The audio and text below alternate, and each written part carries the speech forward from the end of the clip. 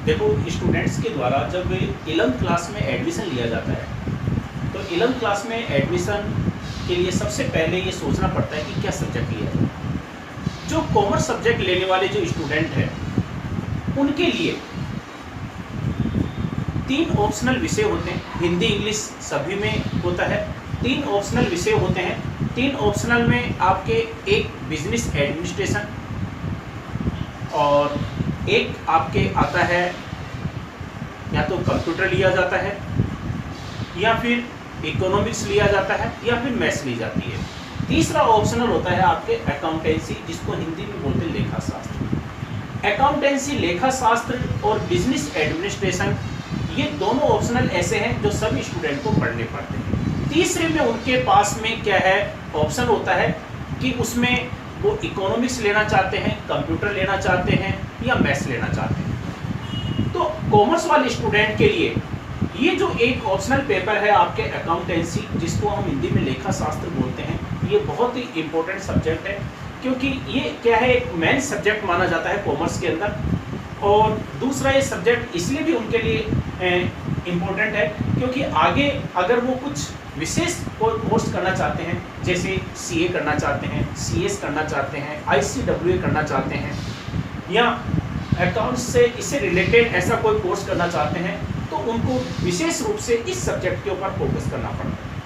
तो अकाउंटेंसी क्या main subject होता है, इसलिए अकाउंटेंसी होती क्या है इसके बारे में मैं आपको थोड़ा सा इंट्रोडक्शन देता हूँ।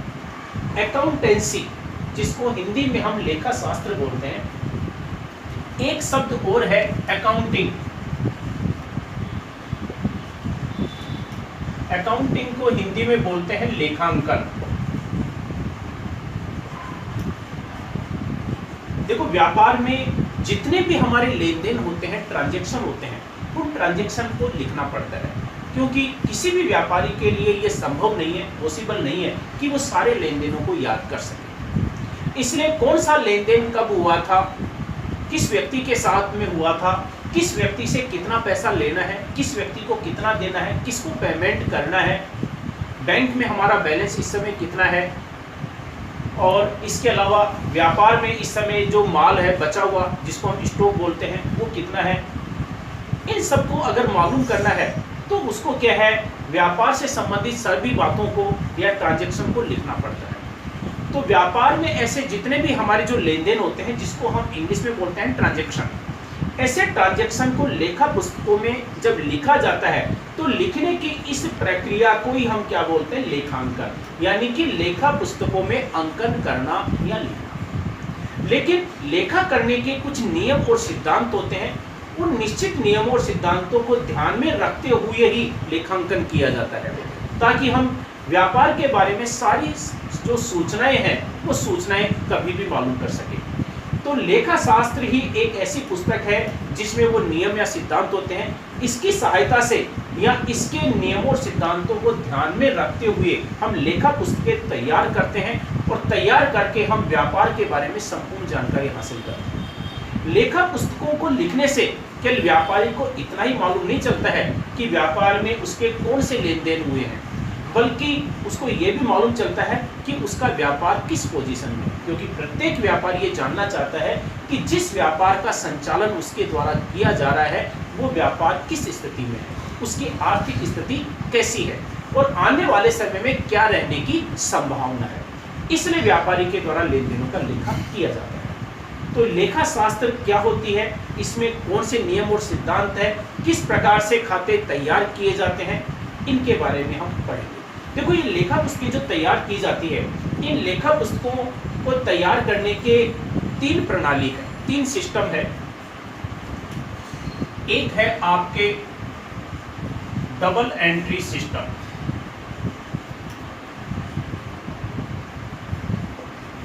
इसको हम बोलते हैं दोहरा लेखा प्रणाली।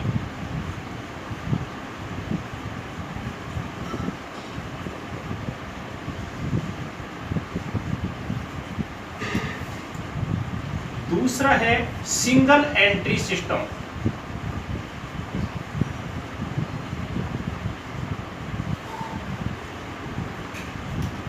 इसको बोलते हैं इकहरा लेखा प्रणाली।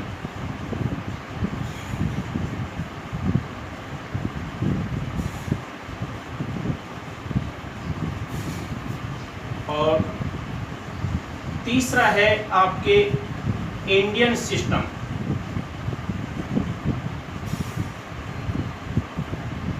जिसको बोलते हैं महाजनी पद्धति।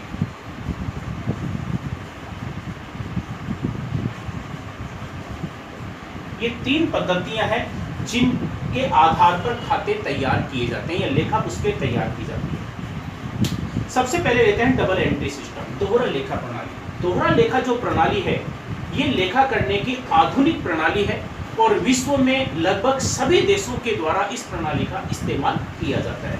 सबसे आधुनिक और सर्वमान्य प्रणाली है और इसमें सारा काम क्या है, अंग्रेजी में किया जाता है और न्यायालय में भी इसको संपूर्ण मान्यता प्राप्त है।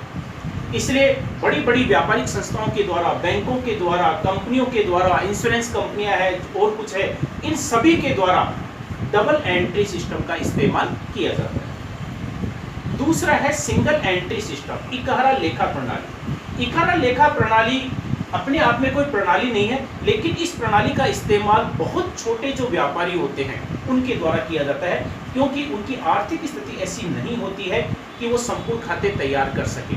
इसलिए वो क्या करते हैं, इस पद्धति का इस्तेमाल करते हैं। लेकिन ये पद्धति ऐसी है जिसको मान्यता प्राप्त नहीं है, ये केवल अपनी सुविधा के अनुसार तैयार की जाती है, इसलिए छोटे व्यापारी ही केवल इसका इस्तेमाल करते हैं।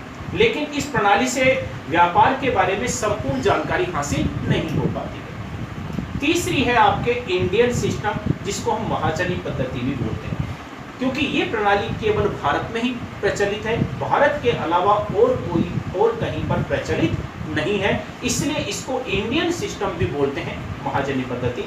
इसमें क्या है, जो लेखा पुस्तकें रखी जाती है उनको हम बही बोलते हैं। लाल रंग की बही होती है, अगर आपने दुकानों पर देखा होगा तो लाल रंग की बहियाँ होती है, सिलाई की हुई होती है और मुड़ी हुई होती है, धागे से बंधी हुई। अंदर जो कागज होता है या तो हल्के पीले रंग का होता है या सफ़ेद कलर का होता है। इसमें सारा काम क्या है, हिंदी में किया जाता है। वैसे तो इस पद्धति को भी मान्यता प्राप्त है, लेकिन इस पद्धति का इस्तेमाल भी छोटे व्यापारी है उन्हीं के द्वारा किया जाता है। विशेष रूप से भारत में इस पद्धति का इस्तेमाल किया जाता है और पद्धति, इसके नियम सिद्धांत है वो भी बहुत आसान है। लेकिन हम जो पढ़ेंगे वो पढ़ेंगे डबल एंट्री सिस्टम के बारे में। हाँ, तो ये डबल एंट्री सिस्टम है, ये क्या है?